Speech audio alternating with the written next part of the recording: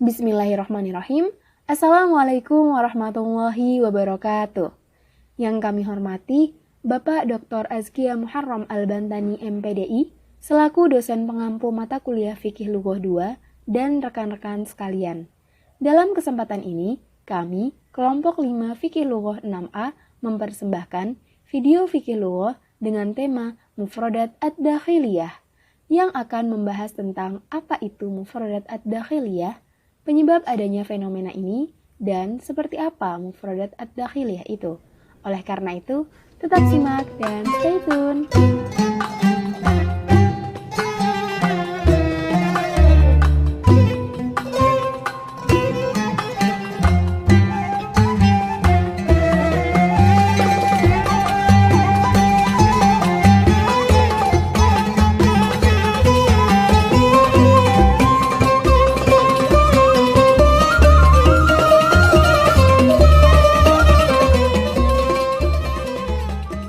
Rekan sekalian, Mufradat Ad-Dakhiliyah atau ada juga menyebutnya dengan istilah Ad-Dakhil dan dalam bahasa Indonesia kita kenal dengan nama kata serapan, merupakan kosakata asing yang masuk ke dalam bahasa Arab, baik itu merupakan kata yang digunakan oleh orang-orang Arab fasih maupun mereka yang baru datang dan mengenal bahasa Arab. Para ilmuwan modern menyebutkan bahwa orang Arab fasih adalah orang-orang Arab Badui dari Jazirah Arab sampai abad pertengahan keempat Hijriyah, dan orang Arab Mesir dari Jazirah Arab sampai akhir abad kedua. Lalu mereka juga menyebutkan bahwa masa ini adalah masa Unsurul Ihtijaj, dan bahwa orang-orang yang lahir pada masa ini juga termasuk di antaranya, walaupun mereka berasal dari Arab.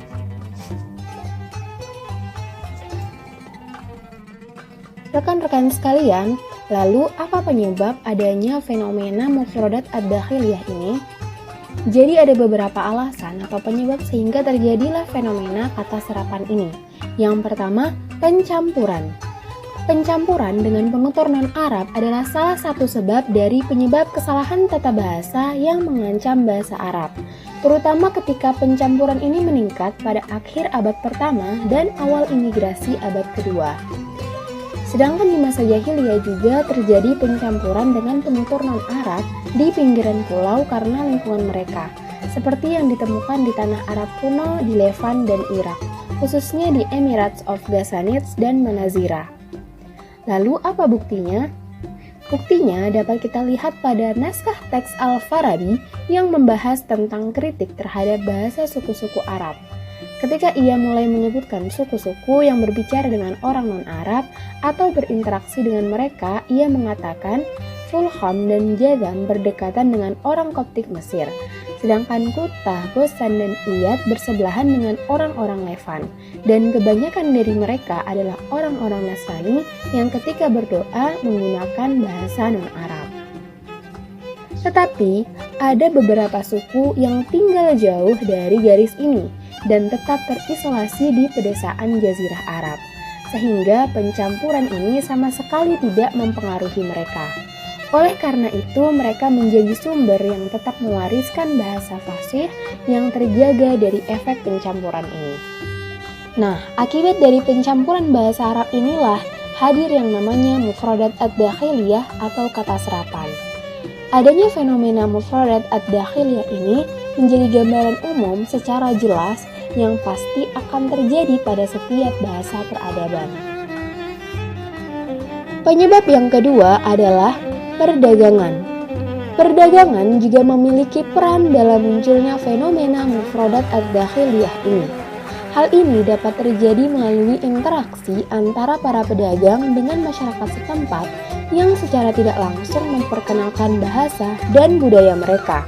Bahkan, hal ini juga bisa terjadi melalui para pedagang dari luar yang membawa barang-barang dagangan mereka yang tidak ada istilahnya di tanah Arab, sehingga masyarakat setempat akan menggunakan istilah asing tersebut untuk menamai benda atau hal yang sebelumnya tidak ada istilahnya. Penyebab yang ketiga adalah para penyair dan puisi. Nah, pada masa itu penyair memang merupakan profesi yang sangat dihormati. Penyair selalu bepergian antar negara, baik karena alasan politik maupun alasan pribadi. Nah, hal inilah yang menjadi penyebab mengapa bahasa bisa dengan mudah tersebar, ya karena melalui bahasa puisi tersebut. Semua orang tahu bahwa puisi memiliki pengaruh yang besar dalam penyebaran bahasa, dan bahwa puisi adalah tradisi kuno orang Arab di mana mereka menceritakan tentang kekhawatiran dan kesedihan mereka, sehingga puisi ini menjadi alat ekspresi. Bahkan, mereka mampu menggunakan puisi untuk setiap hal dalam kehidupan mereka. Penyebab yang keempat adalah Perang Salib. Rekan-rekan sekalian, Perang Salib adalah awal dibukanya peluang untuk mengenal bahasa Eropa modern. Dan saat ini, peluang itu justru lebih besar, dengan alasan yang lebih bervariasi, seperti hubungan ekonomi, politik, dan budaya, untuk lebih dekat antara negara-negara Eropa dan negara-negara berbahasa Arab. Demikian banyak kosakata bahasa Eropa dalam bidang politik, sosiologi, produk industri, sains, seni, dan sebagainya. Keberadaan mufradat ad-dakhiliyah ini memiliki alasan yang sama dengan alasan keberadaan kata serapan pada umumnya, dengan beberapa alasan khusus di sebagian besar, antara lain, yang pertama, Teluk Arab di masa lalu dan saat ini masih menjadi penghubung antara negara-negara Arab yang tinggal di pantai barat dan negara-negara yang tinggal di pantai timur. Dalam artian bahwasanya, Teluk Arab menjadi penghubung antara pantai timur dan pantai barat. Dan hal ini membuat banyak orang Iran yang pergi ke pantai barat, menetap di sana, dan membawa budaya mereka, terutama orang Persia, Abbas, dan Shiraz. Bahkan mereka memiliki sekolah sendiri dan juga ada daerah-daerah yang dinamai dengan nama beberapa kota Iran, seperti lingkungan Minawiyah di Dubai dan Sharjah. Dan yang kedua, Teluk Arab juga menghubungkan antara orang-orang Teluk Arab dengan orang India sejak zaman dahulu.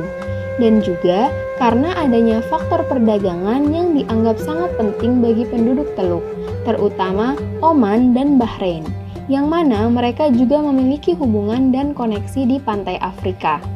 Selanjutnya yang ketiga, adanya sebuah komunitas besar orang-orang Pakistan yang datang ke negara-negara Teluk Arab, dan mereka memiliki pengaruh besar terhadap persebaran bahasa Urdu. Dan yang keempat, negara-negara di Teluk Arab adalah negara-negara pantai yang dikenal sebagai negara yang terbuka untuk dunia luar. Negara-negara ini telah terbuka untuk orang-orang Asia dan Afrika dan para nelayan Arab yang bercampur dengan orang lain, yang menggunakan beberapa bahasa mereka. Banyak orang di Teluk Arab pindah ke pantai timur Teluk dan tinggal di sana untuk waktu yang lama. Kata serapan yang ditemukan dalam dialek orang-orang Teluk Arab terbagi menjadi dua, yaitu kata serapan dari bahasa Timur, bahasa Farsi, Urdu, Hindi, dan Turki. Dan yang kedua adalah kata serapan yang berasal dari bahasa Eropa. Ada banyak kata serapan yang banyak orang menggunakannya, tetapi mereka tidak tahu asal-usul linguistiknya. Bahkan kata-kata itu sering digunakan dalam bahasa jurnalistik. Beberapa kata serapan antara lain yang pertama, etiket dari bahasa Prancis etiquette yang artinya sekumpulan aturan etika dalam masyarakat. Yang kedua ada ispirtu dari bahasa Italia spirito yang artinya spiritus atau semacam alkohol. Kemudian yang ketiga ada bus dari bahasa Inggris bus yang artinya bis atau dalam bahasa Arab al-hafilah. Kemudian yang keempat ada bravo dari bahasa Turki bravo yang artinya untuk mengungkapkan sesuatu yang hebat. Yang kelima ada album dari bahasa Yunani album yang berarti folder untuk menyimpan gambar dan perangko. Dan masih banyak kata serapan lainnya yang tentunya berasal dari beberapa bahasa lain, seperti bahasa Latin, bahasa Spanyol, bahasa Portugis, dan bahasa-bahasa lainnya. Alhamdulillah, demikianlah tadi pemaparan materi. Kami berharap bahwa video ini dapat membantu rekan-rekan sekalian dalam memahami materi mufradat ad-dakhiliyah ini. Terima kasih atas perhatiannya dan mohon maaf atas segala kekurangan. Wassalamualaikum warahmatullahi wabarakatuh.